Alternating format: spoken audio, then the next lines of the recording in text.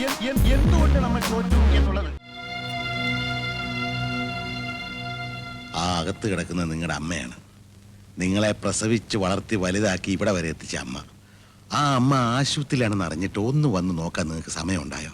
സന്ദേശത്തെ നമ്മുടെ ഹൃദയത്തോട് ചേർക്കുന്നതിൽ ഓരോ കഥാപാത്രവും പങ്കുവഹിച്ചിട്ടുണ്ട്. അഭിനയത്തിന്റെ പാഠപുസ്തകങ്ങളായി നമുക്ക് മുന്നിലുണ്ടായിരുന്ന ആ പ്രതിഭകളിൽ പലരും ഇന്നില്ല എന്നത് ഏറെ വേദനയോടെ മാത്രമേ ഓർക്കാനാകൂ. എന്നേക്കാ സ്നേഹം അവൾക്ക് നിന്നോടുള്ളത് കൊണ്ടാണ്. ആ സ്നേഹത്തിന്റെ ഒരു അംശം തിരിച്ചു കൊടുക്കാൻ നിനക്ക് സാധിച്ചു. എല്ലാ കാലത്തും സംസാരിക്കപ്പെടുന്നൊരു സിനിമയായിരിക്കും തോന്നിയിട്ടുണ്ട് കേട്ടോ. എനിക്ക് അന്നേ തോന്നിയിട്ടുണ്ട്. കാരണം പ്രധാനമായിട്ടും അതിൻ്റെ ഒരു സ്റ്റാർ കാസ്റ്റാണ്.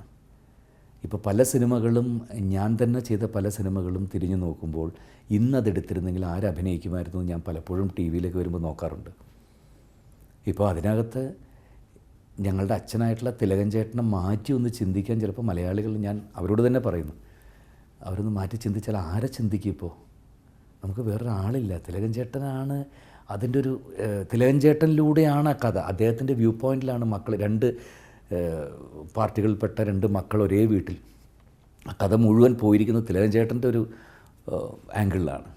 അപ്പോൾ അത് ചെയ്യാനായിട്ട് അതേപോലെ തന്നെ ശ്രീനിവാസൻ ചെയ്തിട്ടുള്ള കഥാപാത്രം, ശങ്കരാടി ചേട്ടൻ ചെയ്തിട്ടുള്ള പാർട്ടി ഓഫീസിലെ ശങ്കരാടി ചേട്ടൻ്റെ കൂടെയുള്ള മറ്റ് കഥാപാത്രങ്ങൾ, ശങ്കരാടി സാർ അല്ലാതെ ഒരാളെ മാറ്റി ചിന്തിക്കാൻ പറ്റുമോ നമുക്ക്? അതേപോലെ എൻ്റെ കൂടെ മാനങ്കര മണ്ഡലത്തിലെ എൻ്റെ കൂടെയുള്ള മാമുക്കോയെ അടക്കം ബാക്കിയുള്ള ആളുകളടക്കം, ജസ്വന്ത് സഹായിജി, ഞങ്ങളുടെ പാർട്ടിക്ക് വേണ്ടി വരുന്ന ജസ്വന്ത് സഹായിജിക്ക് ഇന്നസെൻ്റ് ഏട്ടനല്ലാതെ നമുക്ക് വേറെ ആരെങ്കിലും ചിന്തിക്കാൻ പറ്റുമോ? ഇപ്പോൾ അങ്ങനെ അതിനകത്തുള്ള ഓരോ കഥാപാത്രങ്ങളും, തിലകൻ ചേട്ടൻ്റെ മനസാക്ഷി സൂക്ഷിപ്പുകാരനായിട്ട് കൂടെ എല്ലാ കാര്യങ്ങൾക്കും കൂടെ നടന്ന് വിഷമിക്കേണ്ട എന്ന് പറഞ്ഞ് അദ്ദേഹത്തെ മുൻപോട്ട് നയിച്ചു കൊണ്ടുപോകുന്ന ഒടുവിൽ ഉണ്ണികൃഷ്ണൻ എന്ന് പറയുന്ന അദ്ദേഹത്തിൻ്റെ ഏറ്റവും വലിയ സുഹൃത്ത്. അത് വേറെ ആര് ചെയ്യും ഉണ്ണിയേട്ടനല്ലാതെ? അങ്ങനെ അതിനകത്തുള്ള എല്ലാ കഥാപാത്രങ്ങളും, മാളച്ചേട്ടൻ്റെ കഥാപാത്രങ്ങളായാലും എല്ലാം.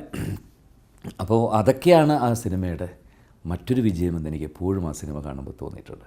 ഇന്നിപ്പോൾ സന്ദേശം കണ്ടിട്ട് ഇപ്പോഴും ആളുകൾ പറയുന്നുണ്ട്, ആദ്യമായിട്ട് എനിക്ക് ഒരു സീരിയസ് ടച്ച്, അതായത് കണ്ണ് നനയിക്കുന്ന ഒരു രംഗം അഭിനയിക്കാൻ കിട്ടുന്നത് സന്ദേശം എന്ന് പറയുന്ന സിനിമയിലാണ്.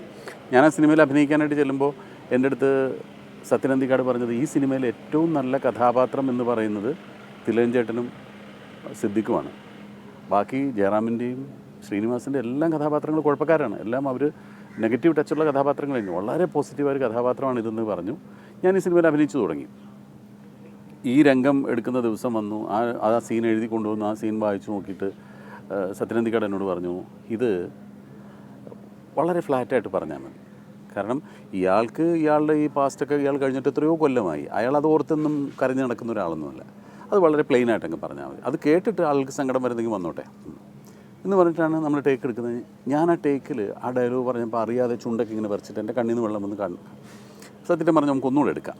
അത് അങ്ങനെ ഇമോഷണൽ ആവണ്ട, ഇമോഷണൽ ആവാതെ പറയാം, അതാണ് നല്ലത്. തിലകൻ ചേട്ടനാണ് പറഞ്ഞത്, അയാൾ മനഃപൂർവ്വം ചെയ്തതല്ലേ. അയാൾ പറഞ്ഞു വന്നപ്പം തിലകൻ ചേട്ടനാണ് തൊട്ടടുത്തിരുന്ന് കാണുന്നത്. അയാൾ പറഞ്ഞു വന്നപ്പോൾ അറിയാതെ കരഞ്ഞു പോയതല്ലേ. സത്യം അത് ഓക്കെ വെക്കുന്നതായിരിക്കും നല്ലത്. എന്നിട്ട് തിലകൻ ചേട്ടൻ പറഞ്ഞിട്ടാണ് ആ ടേക്ക് ഓക്കെ വെക്കുന്നത്. സത്യം പറഞ്ഞു, ശരി അങ്ങനെയാണെങ്കിൽ ഇരിക്കട്ടെ എന്ന് പറഞ്ഞിട്ടാണ് ടേക്ക് ഓക്കെ വെക്കുന്നത്. അമ്മയെക്കുറിച്ച് ഓർക്കുമ്പോൾ ആദ്യം മനസ്സിൽ വരുന്നൊരു ചിത്രമുണ്ട്. അതായത് ഈ സ്കൂൾ ഫീസ് ഒരിക്കലും കൃത്യമായിട്ട് കൊടുക്കാൻ പറ്റില്ല. ഫൈനിൻ്റെ ഫൈനും ഒക്കെ ആവും. ക്ലാസ്സിൽ നിന്ന് പുറത്താക്കുന്ന മുന്നോടിയായി ഒരു ദിവസം മുഴുവൻ മാസ്റ്റർ ക്ലാസ്സിൽ എഴുന്നേപ്പിച്ച് നിർത്തുന്ന ഒരു പരിപാടിയുണ്ട്.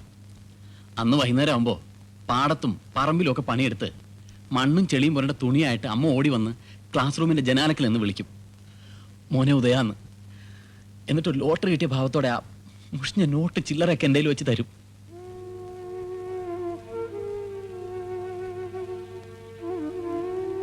ഞാൻ പോട്ടെ, ആ പണിക്കാരും എല്ലാ അബദ്ധവും കാണിക്കും.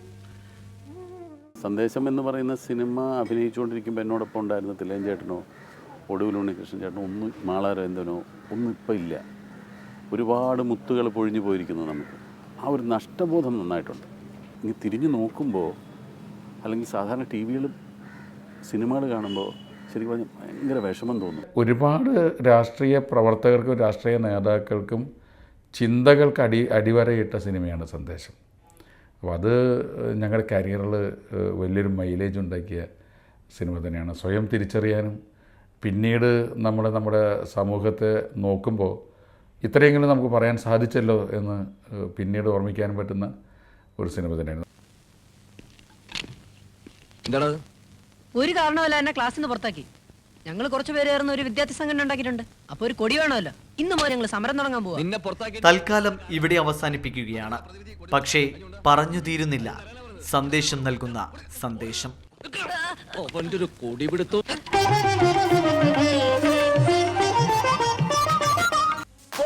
എന്താ സംഭവിച്ചു?